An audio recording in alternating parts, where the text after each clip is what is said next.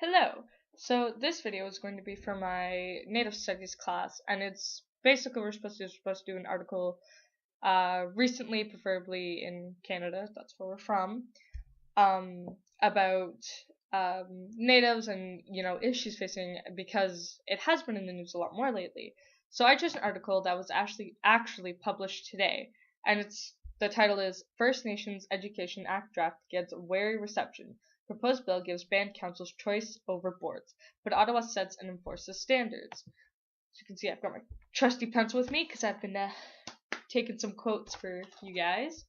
So essentially what this article is talking about, it's a very unbiased article, and it gives you both sides of the story to an extent, and it's really just there to tell you, like, okay, here's what's going on. If you see it blown up or something over the news, this is kind of the basis of what's going on and the whole point of it. So essentially what happens is the Canadian government finally decided to think, like, we should improve native schools and schools on reserves because their dropout rates are a lot higher. So this article tells you kind of some of the natives' intake on it and just kind of what the Canadian government wants to accomplish with it, and there's going to be a debate about it, and it's going to be proposed, and et cetera, et cetera. So one of the points I'd like to point out is, quote, band councils would be allowed to operate schools directly, as many already do, but also to purchase services from regional or provincial school boards, or even from a private sector. But, because there's always a catch, it would be the federal government that would set and enforce standards on school reserves, and the minister would set and enforce standards for schools on the reserves. Oh boy. Okay, so let me get this straight. So, it's great that the Canadian government's kind of thinking, like, we should definitely help improve education on reserves, but what you're telling me is that you want a minister to control the education that gets sent to these reserves, and this minister doesn't live on these reserves and is supposed to know what's best for this education. Wouldn't it make more sense for, I don't know, people who live on the reserves to decide that? Just gonna throw that out into the open because that just makes a lot more sense to me. But as the Canadian government stands, of course, it just wants to control everything. The proposal doesn't acknowledge that First Nations are ready to take care of their own education systems and programs. Now, this was said by, pardon me if I get the name wrong, Regional Chief Morley Gugo, or Gugu. I'm sorry if I'm pronouncing that wrong. And I mean, he has a point there. Like, what the government has kind of said is, like, you reserves don't know how to do schooling or education, and that's really offensive because, I mean, maybe it's not the best, but even our school systems could be improved. I know there's so many issues everywhere in every country's education. Now, I'm not saying that our education isn't good, but there's always room for improvement, and I really do think that if you don't live there, you really shouldn't have that control over it. However, I do agree that the government does want to make this schooling just like all the other standards, like the provincial standards that each school has to follow, because to be honest, I wasn't even aware that the schooling was set out differently and that they didn't have to listen to those standards. So, I mean, that aspect is good, and I guess the government maybe did have these good intentions, but what they're doing about it is maybe, not the best. And this proposal actually started in 2011. So that's that's a long time. Clearly they've been deliberating about it, and I don't know, maybe they just finally got around to it, or they were making edits to it. Who knows? But it's finally actually getting put into play. So, the First Nations argued that fair and predictable funding has to be part of the package. Schools on reserves don't get the same funding that schools do here in cities and provinces that aren't on reserves.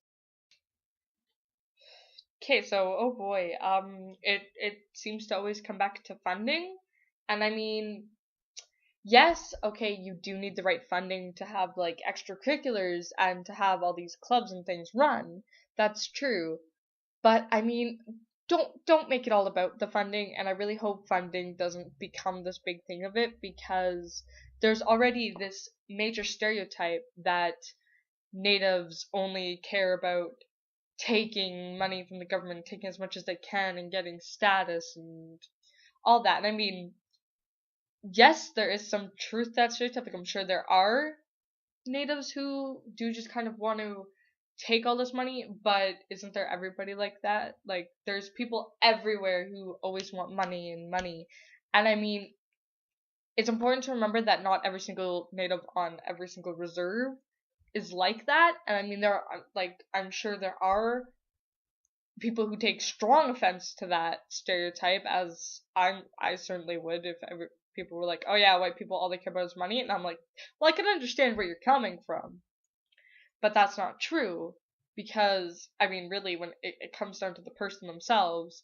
But anyway, so I just want to talk about, you know, what this issue is going to have as the impact on other people. And I mean, maybe it would, you know, impact other schools, like maybe our schools or whatever, just because like you kind of need, maybe you would need a new funding plan. But I really hope that doesn't take the focus. Or, but other than that, I mean, really, there's not that much impact on any other people. This really is kind of like, you know, native, you know, what's centered. Um, other other impacts on people, I can't really think of any that would be major. Maybe some will rise. I plan to kind of, you know, continue with this article, see how this plays out, sees what happens, and I'm thinking now that the possible outcomes could either be that the natives kind of get their voice heard more. Here's hoping that they get their voice heard more, and maybe they will be allowed to have their own representative instead of this minister who kind of comes in and whatnot. Because I really do think that it's really obnoxious and rude to say, you know, we're going to send this minister who's going to control your education, but he's only going to go there once every couple months, compared to, you know, even just working with a native leader or a native council or whatever. And each reserve is unique and different. You can't just kind of, it's not going to work out the same for each reserve. Another outcome could be, I don't know, the government's just like, no, and they could just take this proposal completely off the table. I highly doubt that will happen, because it's been in place since 2011. So I mean, if that's probably like a worst case scenario. I'm really hoping, and I'm pretty certain that there is going to be an outcome with this, about like the education actually something changing, preferably for the better, but we don't really know. I'll post a link to the actual article. It's from CBC News, so I think that's also like a really good source for news, because I mean, it's like a really, you know, it's like a news phone. It's a news channel and not just like some reporter's specific opinion. Like I said, this article really just tells you kind of like, here's the situation, here's kind of some native input, here's what the government wants to put out. I mean, it doesn't really tell you like the government's opinion on it, but it does tell you that was the goals, and it does remain unbiased. And this article, if you're wondering if you want to check out some of her other work, is by this girl named Katrina Roman or something like that. It'll be in the link below. I'll have all of that info. Perhaps I'll do another video about keeping updated what's going on. It's in the news right now. There's a lot of issues going on though. So I guess to summarize, I'm just gonna say, you know, the government's thinking about altering the education of the natives, but they're really being controlling and rude about it, in a sense that like they really are kind of disrespecting that the natives can think for themselves and can control what they do with funding and education and things, and, you know, just the natives' intake on that is like, whoa, like that's not cool in the slightest. So that's kind of where that summary goes. And yep, I guess that's it. That's my critique.